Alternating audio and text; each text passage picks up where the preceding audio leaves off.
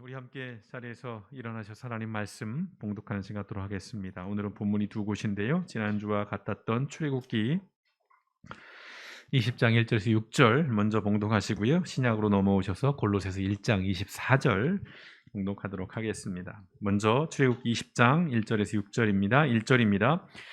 하나님이 이 모든 말씀으로 말씀하여 이르시되 나는 너를 애굽 땅 종되었던 집에서 인도하여 낸 내 하나님 여호와니라. 너는 나 외에는 다른 신들을 내게 두지 말라. 너를 위하여 새긴 우상을 만들지 말고 또 위로 하늘에 있는 것이나 아래로 땅에 있는 것이나 땅 아래 물속에 있는 것에 어떤 형상도 만들지 말며 그것들에게 절하지 말며 그것들을 섬기지 말라. 나 내 하나님 여호와는 질투하는 하나님인즉 나를 미워하는 자의 죄를 갚되 아버지로부터 아들에게로 3, 4대까지 이르게 하거니와 나를 사랑하고 내 계명을 지키는 자에게는 1000대까지 은혜를 베푸느니라. 아멘. 골로새서 1장 24절입니다. 신약성경 골로새서 1장 24절의 말씀인데요. 제 성경으로는 1993페이지인데 성경들이 다 다양해서 골로새서 1장 24절 우리 함께 합독하겠습니다. 시작. 나는 이제 너희를 위하여 받는 괴로움을 기뻐하고 그리스도의 남은 고난을 그의 몸된 교회를 위하여 내 육체에 채우노라. 아멘. 고맙고 감사하신 아버지 하나님, 우리에게 참으로 아름다운 날들을 허락해 주시니 감사합니다. 매일매일 주어지는 날들이 아버지 하나님이여 그저 주어지는 것이 아님을 기억하게 하시고 늘 하나님 앞에 감사하고 또 그 삶의 숭고함을 기억하며 사는 인생들이 되어질 수 있도록 특별한 은혜로 함께하여 주시옵소서.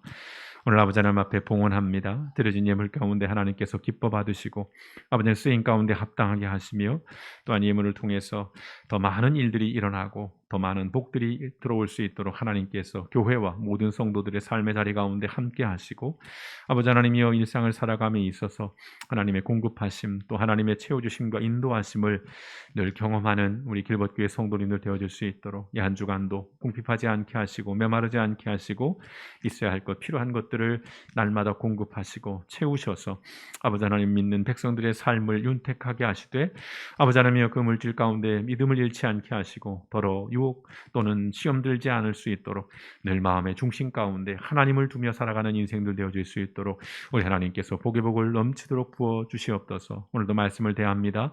우리에게 주신 이 준엄한 말씀들을 우리가 무겁게 받고 우리의 삶 속에서 어떻게 하면 이 말씀대로 살아갈 수 있을까를 하나님 앞에 묻고 고민하며 고뇌하는 귀한 시간 될 수 있도록 성령 하나님 오셔서 한 영혼 한 영혼의 마음을 여시고 주장하여 주시옵소서. 모든 말씀 을군하신 예수님의 이름으로 감사하며 기도드렸습니다. 아멘. 앉으시겠습니다. 우리가 지난 주일 출애굽기 20장 10계명에 대해서 우리가 좀 나눠봤습니다. 그 10계명이라는 것이 압축하자면 참된 하나님이 누구이고 또 참된 주인이 누구인지에 대한 그런 말씀이라고 했습니다. 복잡한 말씀 아니죠. 하나님은 오직 한 분뿐이시라는 것이고 우리의 주인은 오직 여호와 하나님뿐이라는 것입니다. 우리가 잘 아시는 것처럼 하나님이 아닌 다른 신들을 섬기는 그것은 성경에서 우상 숭배라고 그렇게 규정을 해놓고 있습니다. 아울러서 하나님이 주신 창조물을 섬기고 경배와 숭배의 대상으로 삼는 것도 우상 숭배인 것이지요. 사람이 사람을 섬기는 것도 우상 숭배고요. 사람이 나무나 돌이나 이런 것들 섬기는 것도 우상이고요. 또는 어떤 동물들을 섬기는 것도 다 우상 숭배라고 성경은 명백하게 얘기합니다. 그러면서 좀 더 디테일하게 들어가면 무당이나 박수 같은 이런 주술 무속도 하나님이 엄히 금지하고 있습니다. 또한 하나님의 말씀을 왜곡하거나 또는 변질된 복음을 전하는 우리가 흔히 말하는 이단, 조금 더 나가는 이 사이비도 하나님께서는 성경을 통해서 강력하게 금지하고 계십니다. 한국교회 역사를 좀 살펴보면요. 한국교회는 하나님께 주신 이 10계명에 특별히 1계명과 2계명을 금과 옥조로 여겼습니다. 우리가 자주 쓰는 말이죠. 금과 옥조. 금이나 옥처럼 귀중히 여겨서 아끼고 받아들여야 할 규범으로 삼았다는 것이지요. 좀 예를 들어 볼까요? 좀 많은 것들을 준비했다 좀 다 삭제를 했습니다만 천주교의 경우에 일단 1791년 신해 박해라고 붙여진 이 박해를 시작으로 여러 차례 천주교의 박해가 있었습니다. 이때 문제가 됐던 게 조상제사의 문제였어요. 제사는 우상 숭배다. 그래서 제사를 드리고 하면 무슨 불효고 이렇게 하고 국법으로 다스렸죠. 그래서 이 이후로 이 조상 제사 문제로 인해서 수천 명이 순교를 당했습니다. 죽임을 당했다는 거예요. 그것이 우상 숭배였기 때문에. 제가 어렸을 때 다니던 교회에서도 명절만 되면 항상 체크하는 게 그거였어요. 명절 전 주일에 항상 제사 드리지 마, 절하지 마, 심지어 음식 먹지 마, 이런 얘기. 그리고 명절이 끝나고 교회 오면 너 절했어? 너 제사 드렸어? 이런 거 체크하고 이번에 우리 절하지 않았어요. 그럼 막 박수 받고 혼났지만 끝까지 버텼어요. 막 그럼 상 주고 그런 분위기였습니다. 아마 여러분들도 그런 경험들이 있으실 거예요. 뿐만 아니라 우리나라의 전통 문화에 대해서도 한국 기독교는 우상 숭배로 규정을 했습니다. 아주 강력하게 대응을 했죠. 예컨대 강릉의 단오제가 아주 굉장히 상징적인 그런 예입니다. 저걸 우상 숭배한 미신으로 규정을 했어요. 그래서 한국 기독교는 한동안 단식 투쟁까지 했습니다. 금식하면서 저건 우상 숭배다, 저건 미신들이다. 그래서 기독교 단체들이 나서서 금식까지 해가면서 투쟁을 벌였어요. 또한 한참 사회 문제가 됐었죠. 영적 전쟁, 땅 밟기, 이런 걸로 해서 사찰에 들어가서 불상을 훼손하고 머리를 자르고 그러는 거죠. 심지어 불을 지르고 이런 것들을 옹호했습니다. 거룩한 행위라고 했어요. 그리고 그걸 박수를 쳤습니다. 마치 여리고성을 무너뜨리는 것 같은 것과 동일하게요. 그렇게 여겼습니다. 뿐만 아니라 이단에 대해서는 말할 것도 없죠. 아주 단호합니다. 예컨대 최근에 우리 사회에 큰 문제가 되고 있는 신천지, 이만이라는 교주가 이끄는 단체입니다. 신천지에 대해서 한국 기독교는 여러분 보시는 것처럼 모든 교회가, 우리도 이제 저걸 넣어놓긴 했습니다만, 들어가는 입구마다 저 포스터를 다 붙여놨어요. 아니면 배너로 이렇게 크게 세워놨습니다. 신천지 아웃이라고 하는 구호를 만들어서 대대적으로 신천지에 대한 경각심 그리고 경계를 드러냈어요. 그럼에도 신천지는 저에게 일주일에 2번씩 편지를 꼬박꼬박 보냅니다. 목사님 오셔서 성경 공부를 같이 해보시죠. 진리에 대해서 같이 논해보시지요. 많은 목사님들이 여기에 지금 함께 하십니다. 정말 이쁜 손글씨로 오기도 하고요. 그 정성만큼은 제가 배워야 하지 않을까 싶습니다.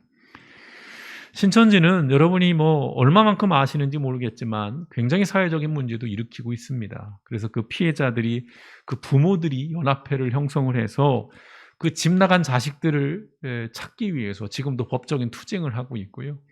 아주 심각합니다. 말씀드렸죠? 1년에 청년들이 대출을 받아서 헌금을 합니다. 1년치를. 전도 못하면 헌금하라고 하는 거니까요. 그래서 지금 거기 많은 청년들이 다 대출자, 근데 그걸 갚지 못해 신용불량자가 되기도 하고요. 그래서 많은 또 청년들이 거기서 이탈을 하기도 하고 아주 시끄럽고 복잡합니다. 사회 문제도 심각하고요. 표면적으로 보자면 한국 기독교는 우상 숭배 그리고 주술, 무속, 이단을 금지하는 이 하나님의 준엄한 명령에 충실하게 따르는 것처럼 보입니다. 구약 성경에도 보면 산당을 불태웠어요. 이방, 우상, 아세라 목상 이런 거죠. 바알신을 섬기는.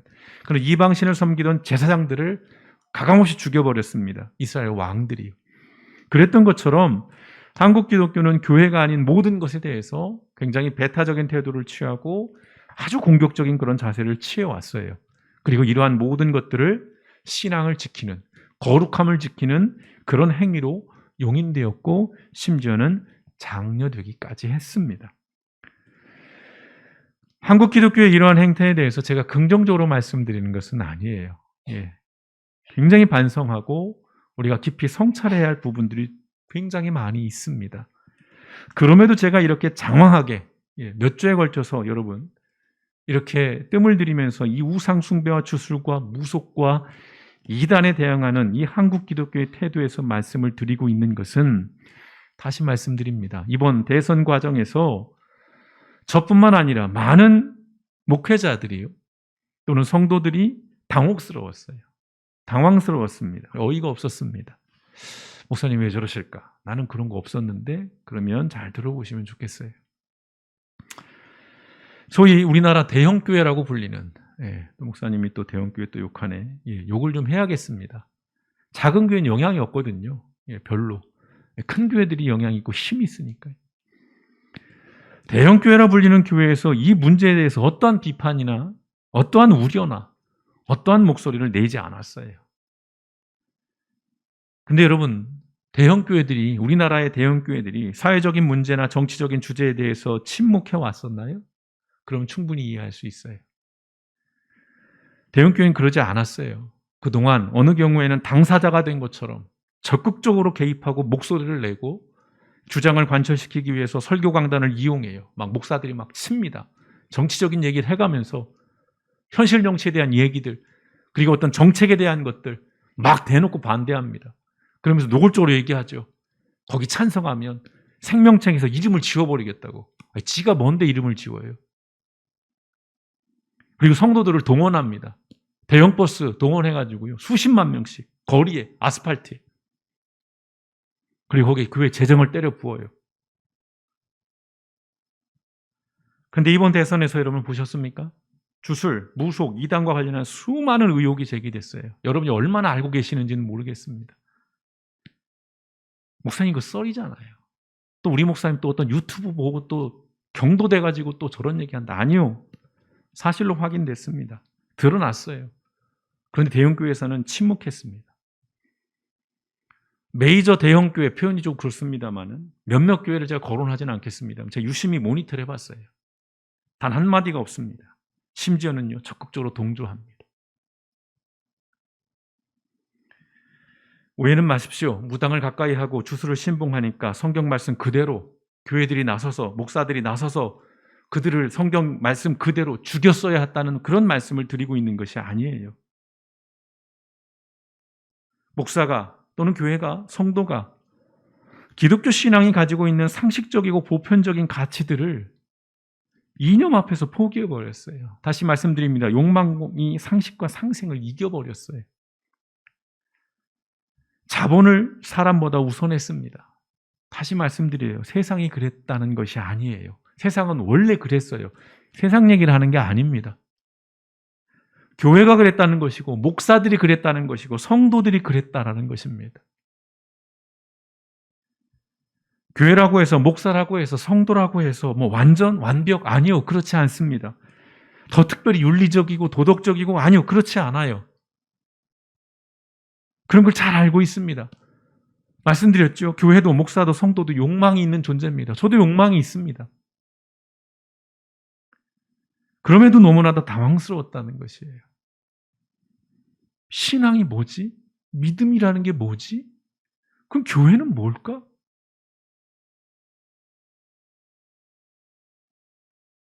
수많은 젊은이들이 교회를 지금 나오고 있습니다. 그리고 어떤 이들은 말합니다. 이제 신천지 욕하지 마라. 그리고 더 비관적으로 얘기하는 분들은 그거예요. 이제 신천지가 메이저가 될 것이다. 주류가 될 것이다.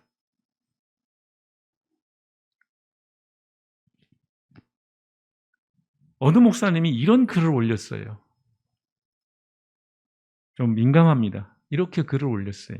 하나님께서 윤 당선인에게 수술하는 칼을 주심을 감사합니다. 썩은 것을 도려내는 광경을 자세히 구경하고 기도합시다. 기도합시다라는 말이 나오니까 여러분 은혜가 되시나요? 저 글에 여러분 어떤 마음을 갖고 계시는지 모르겠어요. 전 좀 참담했습니다. 그렇게 많은 교회가 있고 그렇게 많은 목사가 있는데 왜 하나님이 그런 목사와 교회를 사용하지 않고,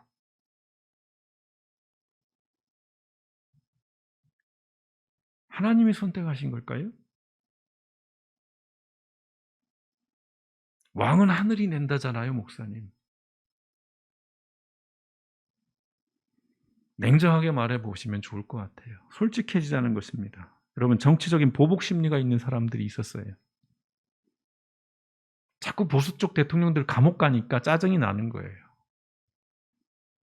화가 났던 겁니다. 그리고 부동산 문제, 그 욕망을 자극시켰어요. 그리고 언론 얼마나 기울어져 있습니까? 그런 과정에서, 그런 배경에서 사람들이 선택한 거예요. 근데 제가 말씀드린 포인트는 이겁니다. 교회도 그랬다는 것이고요. 목사도 그랬다는 것이고 성도도 그랬다는 것입니다. 세상과 전혀 다르지 않은 이유로 선택했다는 것입니다. 목사님이 지지하지 않는 사람이 당선이 돼 지금 짜증내시는 건가요? 아니요. 그렇게 단편적으로 받아들이지 않으셨으면 좋겠어요. 이 목사님의 글에 어느 목사님이 답글을 달았어요. 이런 답글입니다. 하나님이 주신 칼이면 그 칼로 나의 썩은 것을 수술할지도 모르겠네요. 적잖이 위로가 됐어요. 위안이 됐습니다. 그리고 저를 돌아보게 됐어요. 우리가 그리스도인이라면, 목사라면 방관하듯이 나는 아니지요라는 것처럼 저 더러운 놈들 다 죽여버리는 거 우리 구경합시다라고 문자를 보낼 게 아니라 나를 돌아봐야 되는 거예요. 그나마 이런 목사님의 답글이 있어서 감사했어요. 감히 제가 글을 올리지 못한 것에 대한 부끄러움도 있었고요.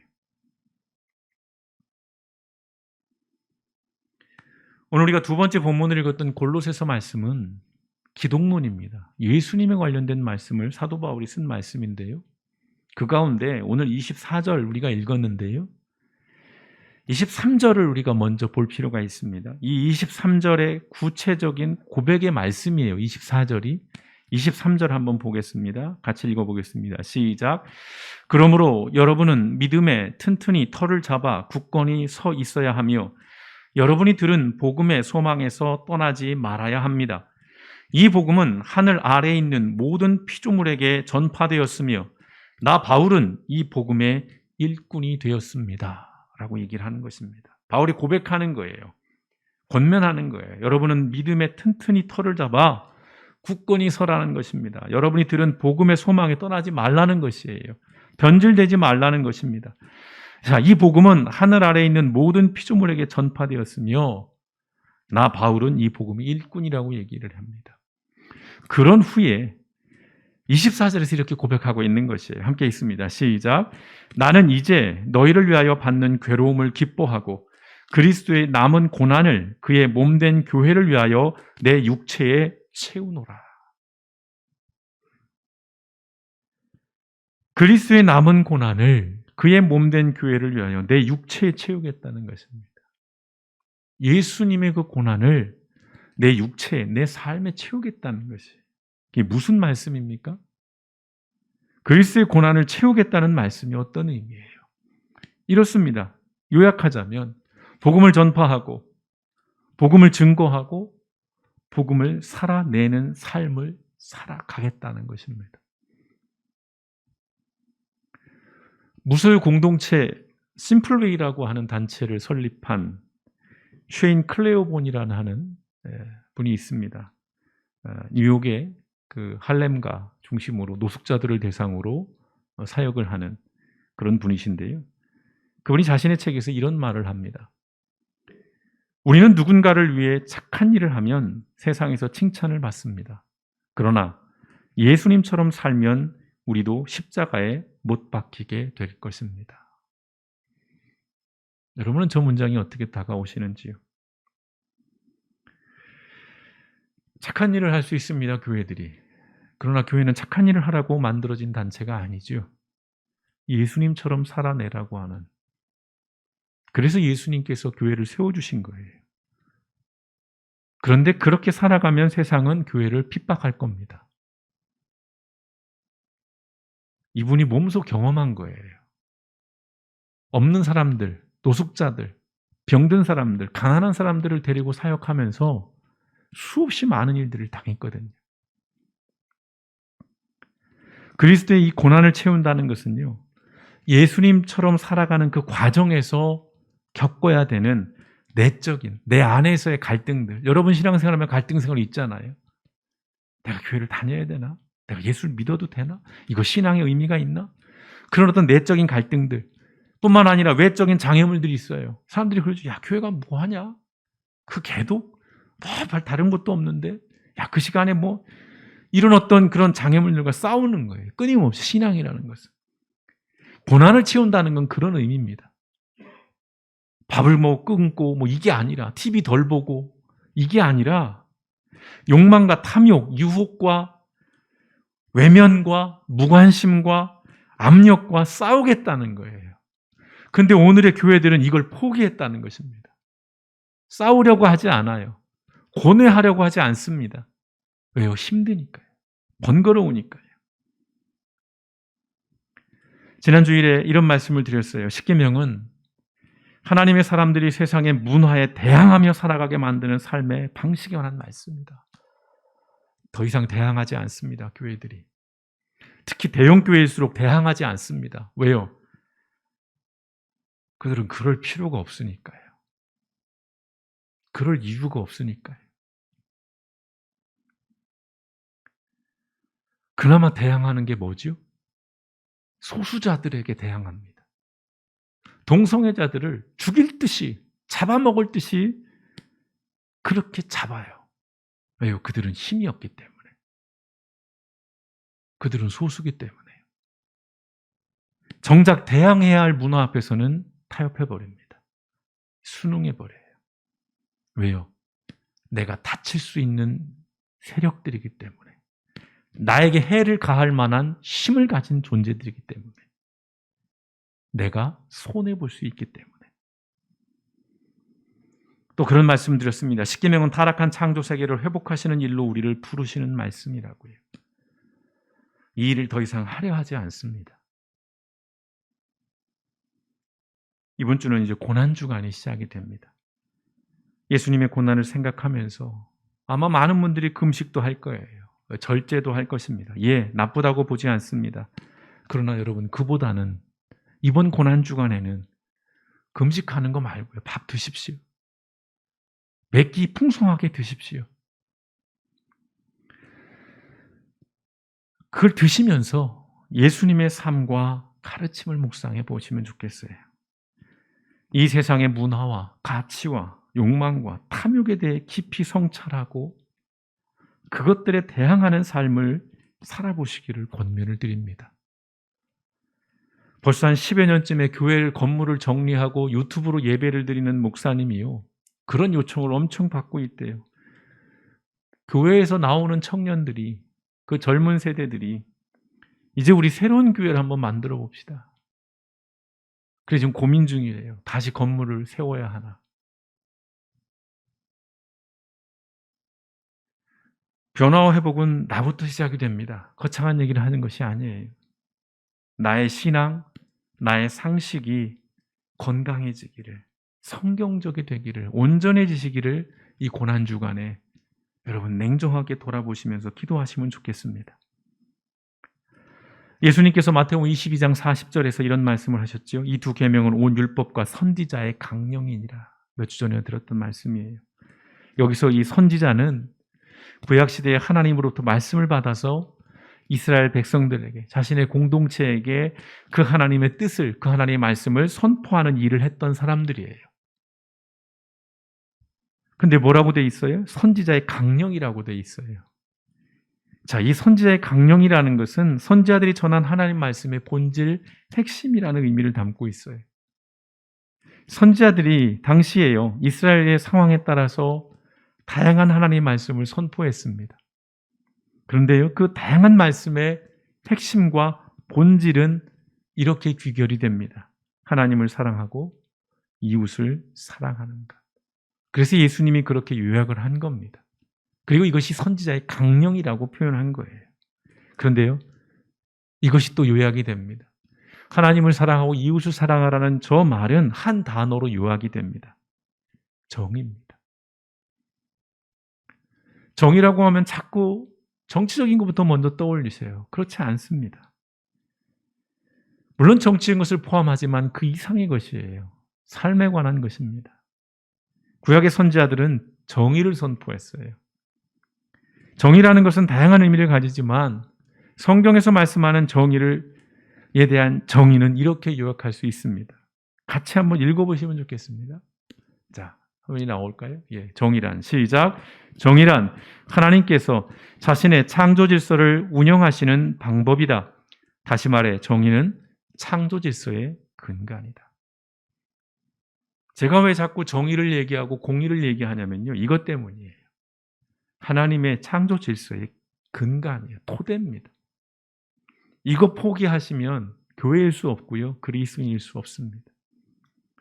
하나님을 사랑하고 이웃을 사랑하라는 이 말씀이 하나님의 창조 질서의 근본이에요. 사랑이라는 걸 감정적으로만 받아들이시지 않으셨으면 좋겠어요. 이것은 삶에 관한 이야기입니다. 하나님께서 선지자들을 통해서 당시에 이스라엘 백성들에게 들려주시고 또 가르쳐주시고 싶었던 것은 바로 정의였어요. 그런데 이 선지자들이 선포한 정의는 크게 세 가지가 있습니다. 뭐냐면요, 첫 번째 사법적 정의입니다. 두 번째는요, 경제적 정의예요. 세 번째는 사회적 정의입니다. 이것이 구약의 선지자들의 외침이었습니다. 더 넓게 말하면 하나님의 말씀의 근간이에요.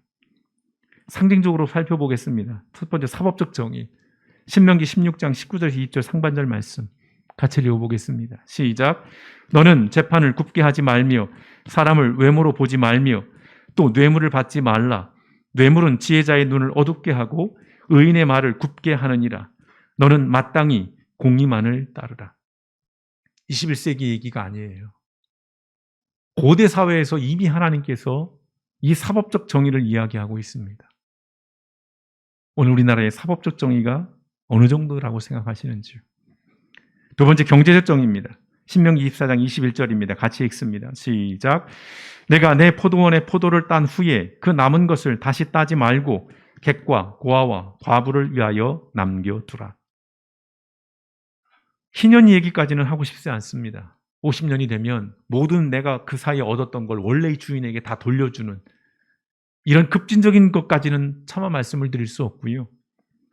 적어도 오늘 우리 사회, 승자가 독식하는 그런 사회가 아닌 함께 더불어 상생하는 것을 이미 하나님께서 그 고대 사회로부터 얘기를 하고 있는 것입니다. 세 번째 사회적 정의입니다. 이사야 1장 17절입니다. 같이 읽습니다. 시작. 선행을 배우며 정의를 구하며 학대받는 자를 도와주며 고아를 위하여 신원하며 과부를 위하여 변호하라 하셨느니라. 사회적인 약자를 우선하는 겁니다. 그것이 정의라는 것이에요. 능력주의에 빠져서 내가 내 능력 가지고 이만큼을 버는 건데 뭐가 문제야? 너는 능력이 없으니 그걸 갖는 게 당연하고 그게 공정한 것이고 그게 합당한 것이지. 아니요. 성경은 그렇게 말씀하고 있지 않습니다. 여러분, 이건 정치와 이념이 아니에요. 하나님의 명령입니다. 하나님 말씀이에요.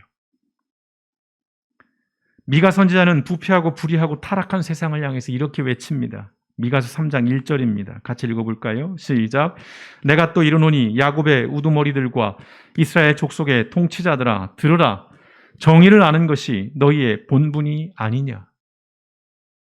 누구에게 하는 말이에요? 누구 들으라고 하는 겁니까? 야곱의 우두머리들, 이스라엘 족속의 통치자들, 오늘로 말하면 대통령, 장관, 국회의원, 대법원, 대법관, 검사, 판사, 이런 사람들에게 하는 말입니다. 그런데 이런 외침들이요, 오늘 우리 시대의 교회가 외면하고 침묵하고 잃어버린 외침이에요. 여러분, 이런 외침을 하면 당장 여러분들도 지금 그런 마음 가지시는 분들이 있을 거예요. 딱딱하게 신학적으로 보면 자유주의 신학이라고 낙인을 찍습니다. 공격해요. 너네 보수주의적인 신앙을 갖고 있지 않냐? 넌 리버럴하다. 그건 잘못된 신앙이라는 거예요. 그리고 정치적으로는 좌파라고 그래요. 빨갱이라고 정죄합니다. 우리 목사가 인터넷 선동되어 가지고 좀 좌파적인 발언을 하고 있다. 뭐 이런 반응이나 해요. 경제적으로는요, 공산주의라고 비난합니다.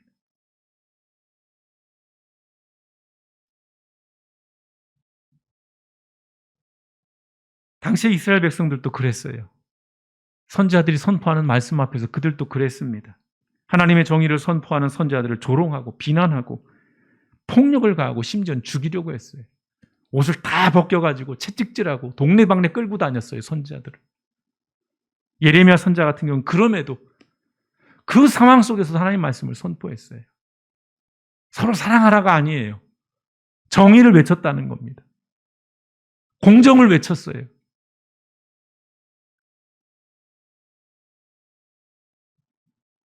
하나님께서 아모스 선지자를 통해서 이렇게 분노하십니다. 무서운 말씀이에요. 아모스 5장 21절에서 24절. 세 번역입니다. 같이 읽어보겠습니다. 하나님의 마음으로 한번 읽어보실까요? 시작. 나는 너희가 벌이는 절기 행사들이 싫다. 역겹다. 너희가 성회로 모여도 도무지 기쁘지 않다. 너희가 나에게 번제물이나 곡식제물을 바친다 해도 내가 그 제물을 받지 않겠다. 너희가 화목제로 바치는 살진 짐승도 거들떠보지 않겠다. 시끄러운 너의 노래소리를 나의 앞에서 집어치워라. 너의 검은 것 소리도 나는 듣지 않겠다. 너희는 다만 공의가 물처럼 흐르게 하고 정의가 마르지 않는 강처럼 흐르게 하여라. 하나님의 말씀이에요. 역겹다는 표현을 쓰십니다. 예배드리지 말라는 거예요. 헌금하지 말라는 것입니다. 안 받겠다는 거예요. 찬양하지 말라는 것입니다. 싫다는 거예요. 왜요? 위선자들이기 때문에. 그런 거 하기 전에 공의가 물처럼 흐르게 하고 정의가 마르지 않는 강처럼 흐르게 하라. 이것이 하나님의 말씀이에요. 하나님의 정의는 정치나 이념이 아닙니다. 본질은 사랑이에요. 사랑입니다. 사람을 사랑하는데 굽어진 판결을 할 수 없잖아요. 저 사람이 힘이 있다고. 죄를 짓지 않았는데 죄인으로 낙인 찍어서는 안 되잖아요. 사람을 사랑하는데.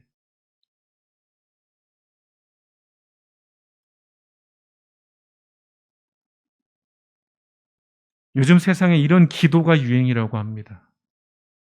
왜 기도가 나온 줄 아세요? 하도 주술이 판치니까 거기에 맞서서 지금 기도로 대항을 하고 있는 거예요. 들어보셨나요? 이렇게 기도한답니다. 요즘 세상 사람들이요. 정치인들은 국민을 두려워하게 하시고 기업인들은 사람을 존중하게 하시며 언론인들은 진실을 말하게 해주시고 법조인들은 양심을 지키게 하소서. 교회와 그리스도인들이 해야 할 기도입니다.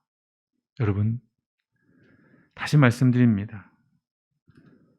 나의 평안, 나의 만족, 나의 번영을 위한 기도 하셔야 됩니다. 그러나 기도가 거기에만 머물러서는 안 돼요. 그건 탐욕입니다. 고난주간이에요. 고난주간조차도 나 잘 먹고 잘 살게, 나만 잘 되게 해주세요라고 기도하시렵니까? 그러지 않으셨으면 좋겠어요. 나를 위한 기도와 더불어서 여러분 세상과 사람들을 위한 이런 기도도 함께 이 한 주간 드려보시기를 주님의 이름으로 권면드립니다. 여기에 포함되어야 될 기도가 있어요. 교회와 목사들이 하나님을 두려워할 수 있게 하소서.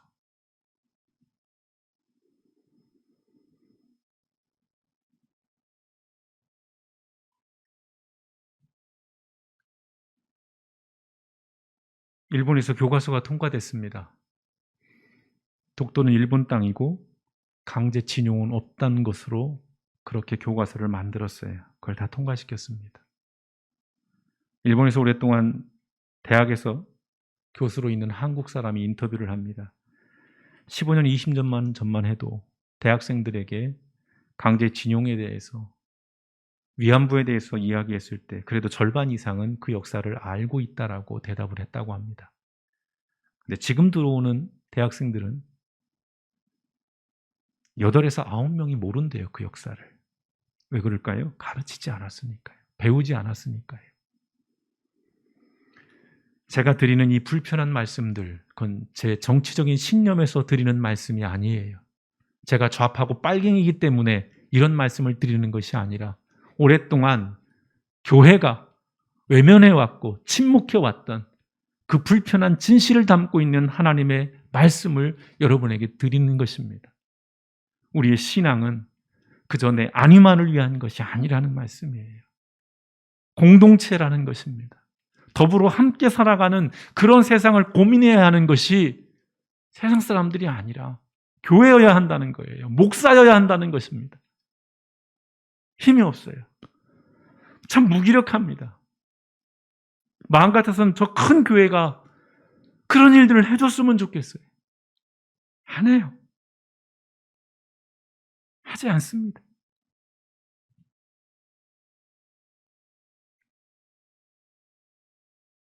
어느 목사님 말합니다. 한국교회는 이미 폭망했다고요. 그런데 그게 감사하다고요.